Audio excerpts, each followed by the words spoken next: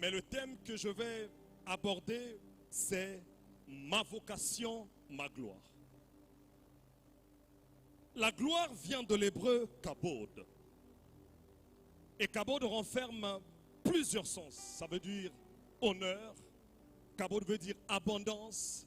Quand on parle de kabod, on fait allusion à la richesse, à la splendeur, à la dignité, à la réputation et même à la révérence. L'une des premières fois où le mot kabod est utilisé dans la Bible, c'est dans Genèse 31, le verset 1, où la Bible dit « Jacob entendit les propos des fils de Laban qui disaient « Jacob a pris tout ce qui était à notre père et c'est avec le bien de notre père qu'il s'est acquis toute sa richesse. » Le mot richesse ici utilisé, c'est kabod. Genèse 45, le verset 13, la Bible dit « Joseph parlant... » racontez à mon père, c'est Joseph qui parle, il dit, racontez à mon père toute ma kabod, toute ma gloire en Égypte, et tout ce que vous avez vu, et vous ferez descendre ici mon père au plus tôt. Dans Genèse 40, Exode 40, les versets 34 à 35, la Bible dit, alors la nuée couvrit la tente d'assignation, et la kabod, la gloire de l'Éternel, remplit le tabernacle. Moïse ne pouvait pas entrer dans la tente d'assignation parce que la nuée restait dessus et que la gloire, la kabod de l'Éternel remplissait le tabernacle. Bien-aimé, quand on parle de la gloire ou de manifester la gloire de Dieu, il s'agit soit de manifester sa présence, de manifester son caractère, de manifester sa richesse, son autorité ou manifester le tout en même temps. Alléluia. Manifester la gloire de Dieu, c'est rendre le divin tangible au travers de notre vie. Et lorsqu'on parle de la vocation peut être définie comme ce pourquoi on est né, ce que nous sommes appelés à faire, ce à quoi nous avons été prédestinés. Éphésiens 2,10, la Bible dit, car nous sommes son ouvrage, ayant été créés en Jésus-Christ pour de bonnes œuvres que Dieu a préparées d'avance, afin que nous les pratiquions. Ici, l'apôtre Paul est en train de dire que, avant la fondation du monde, ou avant qu'on ne vienne sur la terre, Dieu avait déjà prévu des œuvres que nous étions censés pratiquer. Mais cependant, en venant au monde, ces œuvres ont été corrompues d'une façon ou d'une autre. Cependant, lorsque tu donnes ta vie au Seigneur Jésus-Christ, il te donne la possibilité d'accomplir ces bonnes œuvres qui ont été prévues avant la fondation du monde. Mais notez que toutes les bonnes œuvres que nous sommes censés appeler, que nous sommes censés pratiquer, j'allais dire, se résument en deux catégories. Dis avec moi deux catégories. Nous avons premièrement le corps de Christ et nous avons le monde séculier. Éphésiens 4, les versets 11 à 12, la Bible dit, il a donné aux uns, comme Domingo, j'allais dire apôtre, aux autres comme prophètes, comme Ulrich, aux autres comme évangélistes, pasteurs, docteurs. Et il dit pour le perfectionnement des saints en vue de l'œuvre du ministère et de l'édification du corps de Christ. Les apôtres, les prophètes et tous ces serviteurs sont mis à part pour te permettre à toi et à moi d'accomplir ce pourquoi nous avons été prédestinés. Et parlant du monde séculier, Ésaïe 2, les versets 2 à 3, le prophète dit, il arrivera dans la suite des temps que la montagne de la maison de l'Éternel sera fondée sur le sommet des montagnes, qu'elle s'élèvera par-dessus les collines et que toutes les nations y afflueront. Le verset 3 dit, les peuples s'y rendront en foule et diront, venez et montons à la montagne de l'Éternel, à la maison du Dieu de Jacob, afin qu'il nous enseigne ses voies et que nous marchions dans ses sentiers. La Sainte Théâtrale de tout à l'heure illustre mieux ce verset. Lorsque nous sommes appelés, on est chrétien, il y a de ceux qui sont à l'église, mais il y a de ceux qui doivent aller dans le monde pour aller influencer. Et lorsqu'on travaille, être expert comptable, c'est bien, mais ça ne suffit pas. Être le meilleur avocat, c'est bien, mais ça ne suffit pas. Il faut que derrière le métier que tu exerces, que tu apportes la lumière, afin que les féticheurs de ton entreprise arrivent à se repentir et à donner leur vie au Seigneur Jésus-Christ. Il dit des nations vont accourir. Parce que de Sion sortira la loi. Il n'appartient pas à l'ONU de nous dire comment est-ce que nous devons marcher dans ce monde. Il appartient à nous, la lumière des nations, de donner le temps de la marche dans ce bas monde. Partant de la conversation que Jérémie a eue avec Dieu, je nous prie de noter ces quelques vérités. Premièrement, pour manifester la gloire de Dieu dans votre vie, votre vocation doit venir de Dieu. Jean 20, le verset 21, Jésus leur dit de nouveau, la paix soit avec vous. Comme le Père m'a envoyé, moi aussi je vous envoie. Il est en train de leur dire, hein, le Père m'a assigné une mission. Vous m'avez vu faire des miracles. J'ai fait des miracles pour une seule raison. C'est parce que j'ai été commissionné par le Père. J'ai été mandaté par le Père. Parce que le Père m'a mandaté, qu'il m'a ensuite équipé par son Saint-Esprit. Et le Saint-Esprit venant en moi, j'étais capable de ressusciter les morts, de faire lever les paralytiques.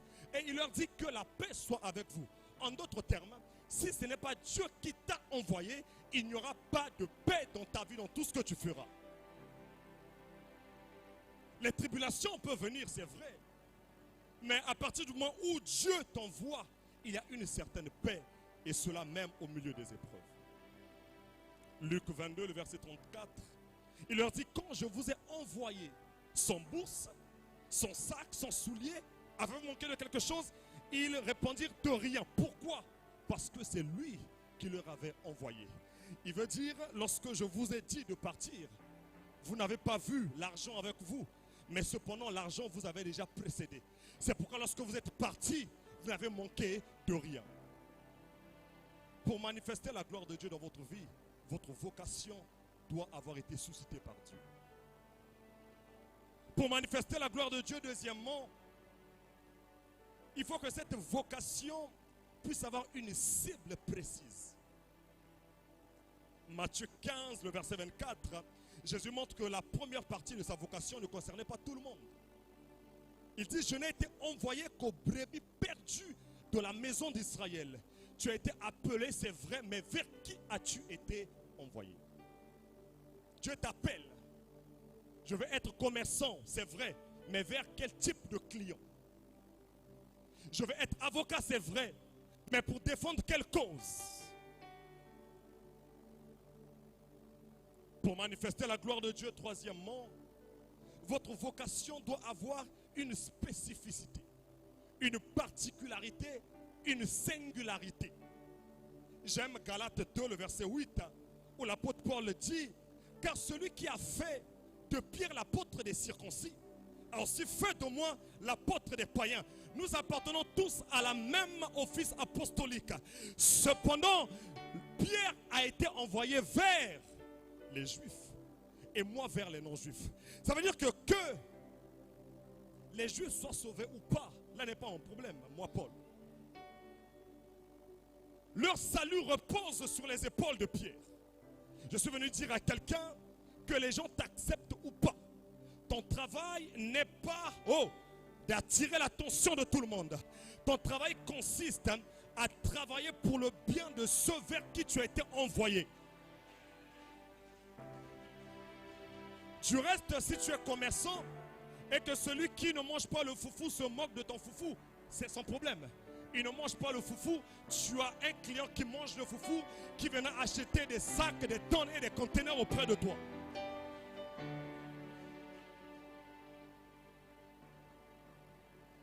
Quatrièmement, pour manifester la gloire de Dieu dans votre vie, le champ d'action de votre mission doit être précis.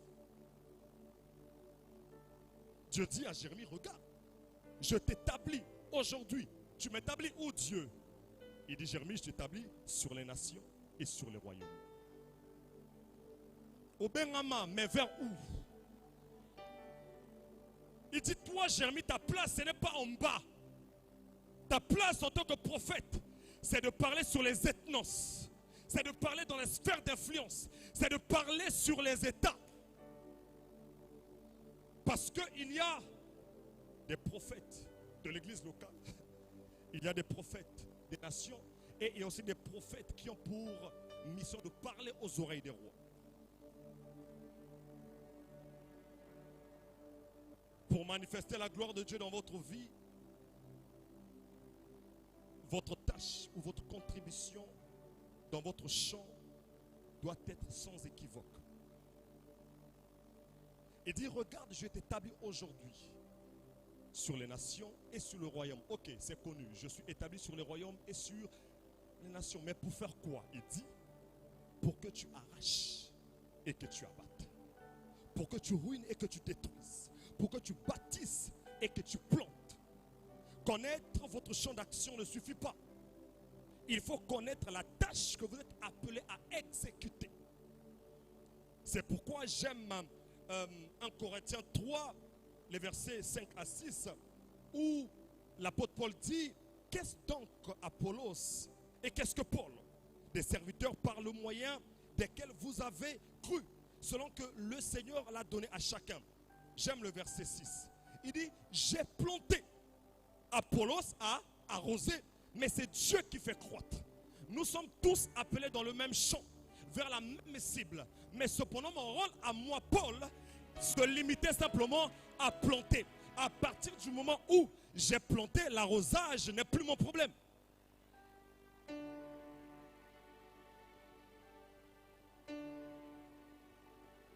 Pour manifester la gloire de Dieu dans votre vie, puisque je dois courir, vous devez accomplir votre mission conformément au cahier des charges de votre mission. Conformément au cahier des charges. Par la grâce de Dieu, je suis spécialiste en passation des marchés publics. Lorsque nous avons des contrats avec les entreprises, à partir du moment où le contrat est signé, l'entreprise est tenue de faire exactement ce qui est contenu dans le contrat. Si on te dit que tu dois bâtir un ouvrage de R+2, tu dois faire un ouvrage de R+2. Et parfois, on établit les modalités de paiement. On dit si tu as fini le rez-de-chaussée, on te donne le premier acompte. Tu fais le niveau 1, on te donne le deuxième acompte. Tu fais le niveau 3, on te donne le troisième acompte. Et avec Dieu, c'est la même chose. Il peut t'appeler, mais tu dois accomplir ta mission conformément au cahier des charges. Parce que ce qui prouve que tu as été appelé, ce sont les éléments qu'il a mis dans le contrat qui te lie avec lui. Écoutez dans Genèse 25, le verset 40, Dieu demande à Moïse de construire le tabernacle en lui disant, regarde et fais d'après le modèle qui t'est montré sur la montagne. Il dit, je veux que tu bâtisses, mais ne fais pas tel que tu l'as vu en Égypte. Non. Ne fais pas tel que tu as vu chez Jéthro. Non. Bâtis selon le modèle. Le même verset, la version français courant dit, toi Moïse, tu verras à ce que le travail soit conforme au modèle que je te montre ici sur la montagne. Je t'appelle à être chantre. Qu'est-ce que Dieu t'a dit? Dieu t'appelle à entreprendre. Qu'est-ce qu'il t'a dit? Alléluia. Dieu t'appelle à être pasteur. Qu'est-ce que Dieu t'a dit? Quelles sont les brebis que tu es censé paître? Et c'est seulement lorsque le travail a été fait selon ce qu'il avait vu dans la montagne que la Bible dit dans Exode 40, 34, alors la nuée couvrit la tente d'assignation et la gloire, la kabod de l'Éternel remplit le tabernacle. En d'autres termes, Dieu peut t'appeler, mais tant que tu ne fais pas exactement ce pourquoi il t'a appelé, la gloire de Dieu ne se manifestera jamais. Et c'est là où on trouve des frustrations dans le corps de Christ. Tu dis que tu es appelé pasteur, on ne s'oppose pas à ta vocation. Mais si la gloire, il n'y a pas de gloire dans ton ministère, ça veut dire que tu as manqué à quelque chose. Tu es chantre, tu es obligé de courir après nous pour nous donner tes CD. que tu as manqué quelque chose dans les instructions que Dieu t'avait données. En fait, lorsque tu obéis au cahier des charges, lorsque tu fais exactement ce que Dieu t'a demandé de faire, même jusqu'au Nigeria, on va chanter tes chants. Qu'ils soient en lingala, qu'ils soient en yoruba, peu importe la langue, Dieu attachera une gloire à ta vie. Mais notez aussi, bien aimé, que quand votre vocation vient de Dieu, les preuves de votre appel doivent être visibles. Comprenez-moi bien, lorsque je parle de l'appel, je l'ai dit au début, je suis en train de tout mélanger en même temps. Je parle du séculier et de la vocation de le corps de Christ. L'apôtre Paul dit dans 2 Corinthiens 12, 12, il dit, les preuves de mon apostolat ont éclaté au milieu de vous. Est-ce que c'est Dieu qui t'a appelé? Je n'ai pas besoin que tu me dises que tu es prophète. Je n'ai pas besoin que tu me dises que tu es pasteur. Je n'ai pas besoin que tu me dises que tu es chanteur. À partir du moment où tu te tiens avec le micro devant le peuple de Dieu pour conduire les temps d'adoration, on doit sentir que cette personne a été appelée pour ça. Lorsqu'on voit ta façon, comme le frère Pierre, de diriger ton entreprise, le niveau d'excellence dans les fonctions qui te sont dévolues, dans le monde professionnel, on doit savoir, non, cette personne, au-delà des études, il a reçu cette chose de Dieu. Il dit, les preuves de mon apostolat ont éclaté au milieu de vous. Tu n'as pas besoin de demander aux gens de te reconnaître. Tu n'as pas besoin. Lorsque l'appel de Dieu est authentique, les preuves parlent d'elles-mêmes. On peut ou ne pas t'accepter en public. Mais lorsqu'ils vont rentrer chez eux, ils vont dire,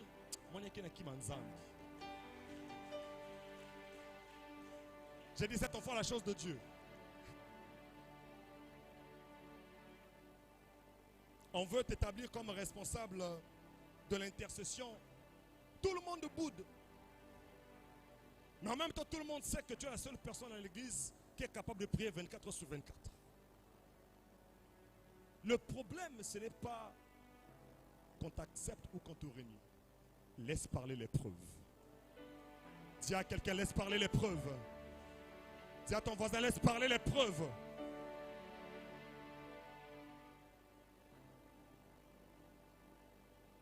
Mais puisque nous sommes à une conférence des jeunes, et les jeunes, nous sommes souvent confrontés à plusieurs choses liées à la destinée, j'aimerais que l'on puisse noter 2 choses qui sont nécessaires à la manifestation de la gloire de Dieu. Premièrement, vous devez savoir que c'est Dieu qui vous a formé dès le sein de votre mère. Et comme il vous a formé dès le sein de votre mère, ça veut dire que Dieu vous connaît. Il dit à Jérémie, avant que je t'eusse formé dans le ventre de ta mère, je te connaissais. Bishop, ce qui me choque ici, c'est qu'il ne veut pas dire à Jérémie, le jour où ton père a épousé ta mère. C'est-à-dire qu'ils s'en foutent des conditions qui ont précédé ton arrivée sur terre. Que tu sois l'objet d'un viol ou pas, là n'est pas le problème de Dieu. Que tu sois un enfant adultéré ou pas, là n'est pas le problème de Dieu. Tu restes Salomon qui a hérité du trône de David. Les conditions dans lesquelles sa mère s'est mise avec David choquent notre conscience. Mais cependant Dieu dit, la gloire reposera sur Salomon.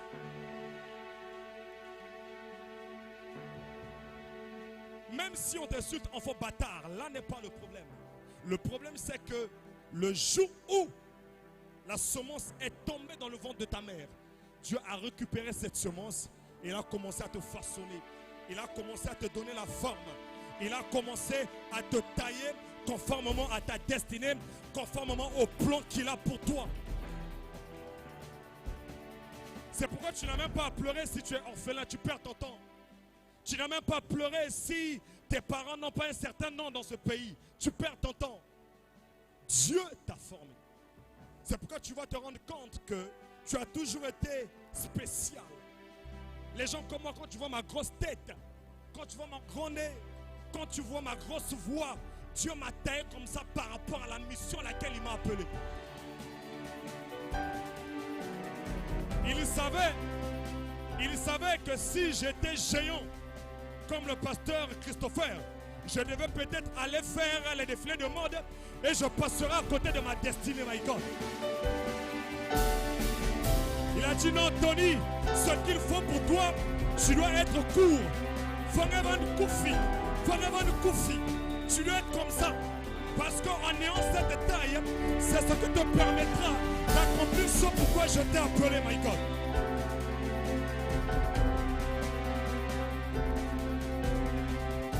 Et la raison pour laquelle il m'a donné le même temps que l'évêque, c'est pourquoi avec ce temps, que nous puissions être un message pour les Blancs.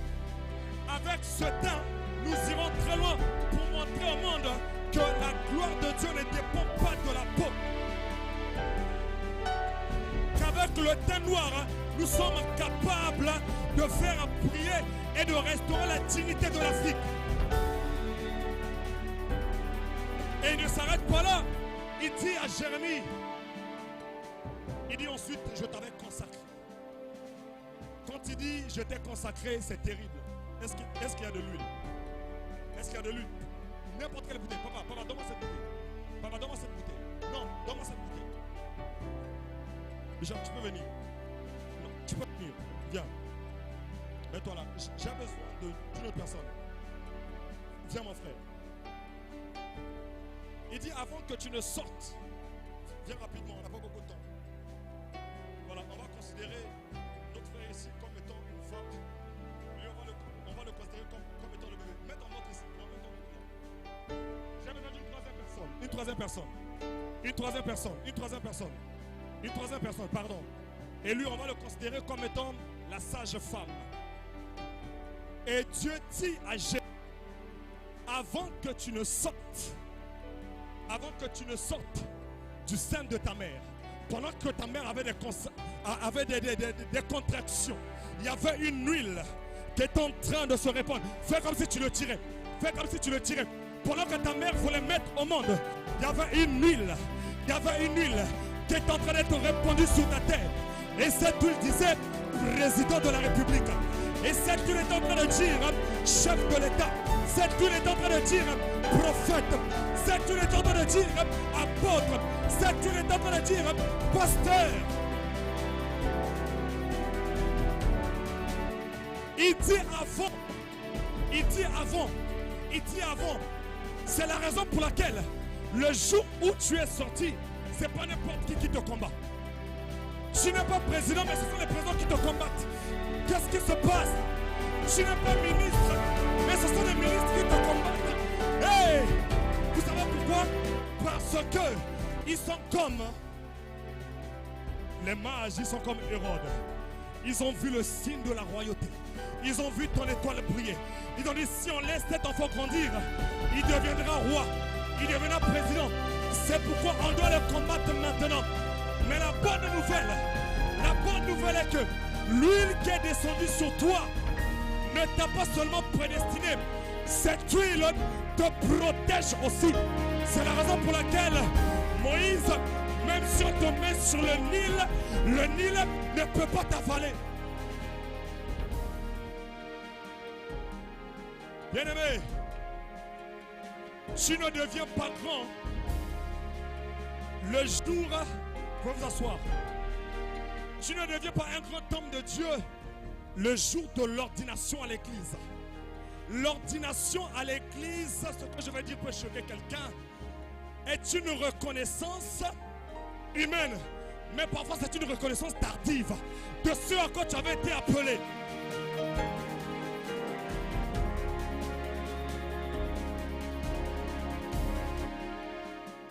Le jour où on réunit la communauté, le jour où on réunit, on fait appel à l'évêque général de la communauté pour toindre. L'huile ne commence pas à couler sur ta tête ce jour-là. L'huile avait commencé à couler avant que tu ne sortes. Et eux, pour reconnaître que tu avais été appelé, vous savez quoi? Ils ont eu besoin de jeûner et de prier. La Bible dit pendant qu'ils jeûnaient et priaient, Dieu dit, mettez-moi à part. Ça veut dire que ta destinée n'est pas donnée à n'importe qui de pouvoir la détecter. Tant qu'il ne jeûne pas, tant qu'il ne prie pas, il ne peut pas savoir ce à quoi tu as été appelé. Tu es comme de l'or. Tu es comme le diamant enfoui sous la terre. Les gens doivent travailler. Ils doivent travailler. Ils doivent travailler pour savoir ce à quoi tu as été appelé. C'est pourquoi, bien aimé, arrête de te minimiser. On peut s'asseoir. Acte 13, la Bible dit, pendant qu'ils servaient le Seigneur dans leur ministère et qu'ils jeûnaient, ils avaient besoin de jeûner. L'Esprit dit, mettez-moi à part Barnabas et Paul pour l'œuvre à laquelle je les ai appelés. Cette phrase est conjuguée au subjonctif passé. Il s'emploie lorsque l'action est antérieure à une action au subjonctif présent. Il dit, mettez-les à part pour l'œuvre à laquelle je les ai appelés. Pas pour l'œuvre à laquelle je vais les appeler. Je les ai appelés à ça. Mais depuis qu'ils sont au milieu de vous, vous n'arrivez pas à reconnaître. Ça fait 3 ans, ça fait 8 mois, ça fait 10 ans, vous n'arrivez pas. Dis à quelqu'un, va jeûner pour détecter ma destinée.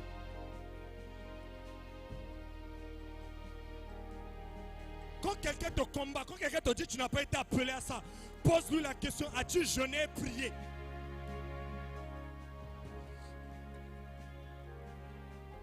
Tu n'as pas jeûné, tu n'as pas prié, tu dis que le frère X, la sœur X n'a pas été appelé à ça. As-tu jeûné, as-tu prié?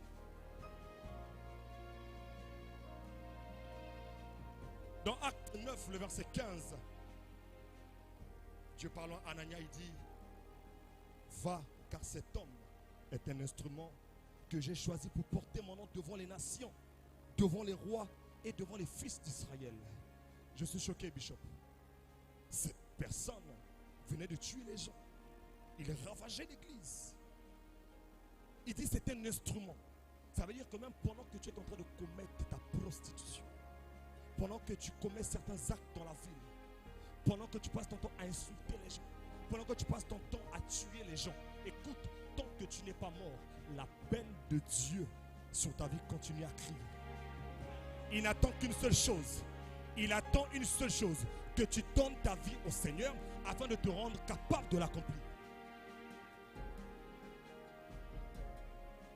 Et Galates 1,15, Paul lui-même révèle que, mais lorsqu'il plut à celui qui m'avait mis à part, tu entends? À celui qui m'avait mis à part dès le sein de ma mère et qui m'a appelé par sa grâce de révéler au moins son fils afin que je l'annonçasse parmi les païens. Aussitôt, je ne consultais ni la chair ni le sang et je ne montais pas à Jérusalem vers ceux qui furent apôtres avant moi, mais je partis pour l'Arabie, puis je revins à Damas. Les erreurs que tu commets aujourd'hui ne te disqualifient pas. Les fautes que tu commets aujourd'hui ne te disqualifient pas. Dieu ne se répond pas de son appel et de ses temps. Ce que Dieu t'a dit, c'est ce qu'il fera dans ta vie. Ce qu'il a annoncé par les prophéties, c'est ce qu'il va accomplir dans ta vie. Mais la question est, pourquoi est-ce que certains jeunes ne manifestent pas la gloire de Dieu dans leur vie? Écoutez la réponse de Jérémie. Il dit, ah Seigneur éternel, voici, je ne sais point parler, car je suis un enfant. Ce qui empêche à plusieurs jeunes de manifester la gloire de Dieu, c'est la mauvaise perception qu'ils ont d'eux-mêmes. Ils se regardent comme étant des enfants. Ils se regardent comme étant les laissés pour compte de la société.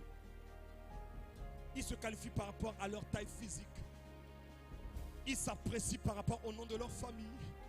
Il dit, je ne suis qu'un enfant. Moi, Dieu, je viens te parler. Je ne sais pas que tu es un enfant, je sais que tu es un enfant. Et parfois même ce qui nous empêche d'accomplir notre destinée, ce sont les comparaisons. Parce que tu as vu quelqu'un manifester la gloire avant toi, tu penses qu'il n'y a plus de place pour toi. Mensonge. Et Moïse aussi avait le même problème. On ne pourra pas le lire, vous pourrez le lire à la maison. Exode 4, les versets 10 à 13. Pour manifester la gloire de Dieu, notez avec moi ces 4 choses. Premièrement, en fait, une chose ensuite qui se décline en 4. Pour manifester la gloire de Dieu, vous devez savoir ce à quoi Dieu vous appelle. Vous devez découvrir le but de votre existence.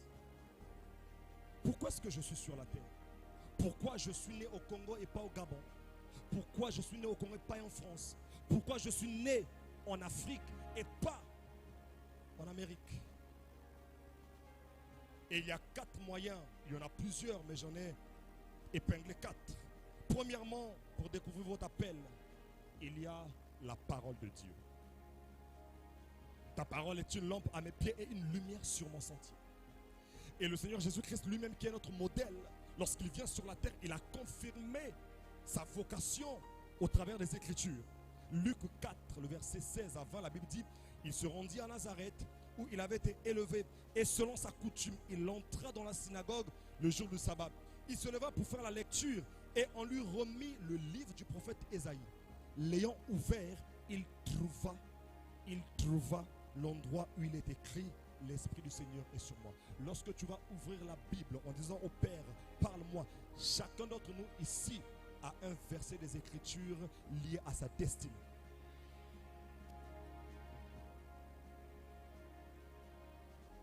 La question, est-ce que tu lis la Bible? Est-ce que tu médites la Bible?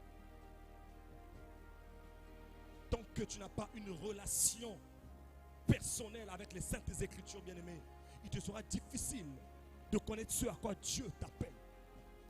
C'est en ayant une relation particulière avec les Écritures que le réma de Dieu sortira des Écritures. C'est pourquoi il y a certains versets de la Bible, je ne les considère plus comme étant les versets de la Bible, mais comme étant des paroles de Dieu pour ma vie. Deuxièmement, vous pouvez le faire au moyen de la prière. Invoque-moi, Jérémie 33, 3 que nous connaissons. Il dit, invoque-moi, je te répondrai. Je t'annoncerai des grandes choses, des choses cachées que tu ne connais pas. Si tu pries, tu prends des journées de prière. Tu prends des nuits de prière pour que Dieu te montre ton appel, ta vocation. Il va te répondre. J'étais à une certaine époque membre de la chorale de notre église. Et je m'étais rendu compte que certaines personnes accomplissaient certains exploits dans le chant.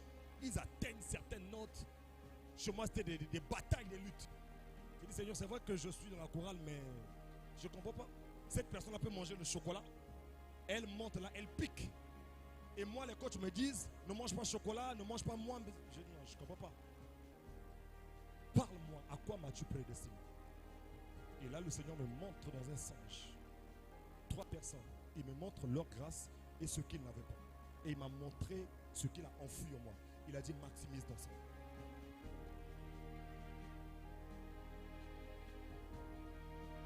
Dis à ton bien-aimé, prie pour découvrir ton appel. Et troisièmement, il y a le moyen de la prophétie. Et ça relève de Dieu. Juge 13, le verset 5. La Bible dit, tu vas devenir enceinte et tu enfanteras un fils. Le rasoir ne passera point sur sa tête parce que cet enfant sera consacré à Dieu dès le ventre de sa mère. Et ce sera lui qui commencera à délivrer Israël de la main des Philistins. Par la prophétie, Dieu peut t'annoncer ce à quoi il t'appelle. Quelqu'un que tu ne connais pas se lève et te dit, je vois que tu es appelé à t'asseoir avec les grands. Je vois que tu es appelé à être président. Je vois. Et la Bible dit, ne méprisez pas les prophéties. Les prophéties, on les note, on les analyse. Alléluia. Et pour terminer, puisque j'ai atteint le temps qui m'était imparti, je ne pourrai pas finir mon message. Il y a le moyen des battements de cœur. Par les battements de cœur, vous pouvez savoir ce à quoi Dieu vous appelle.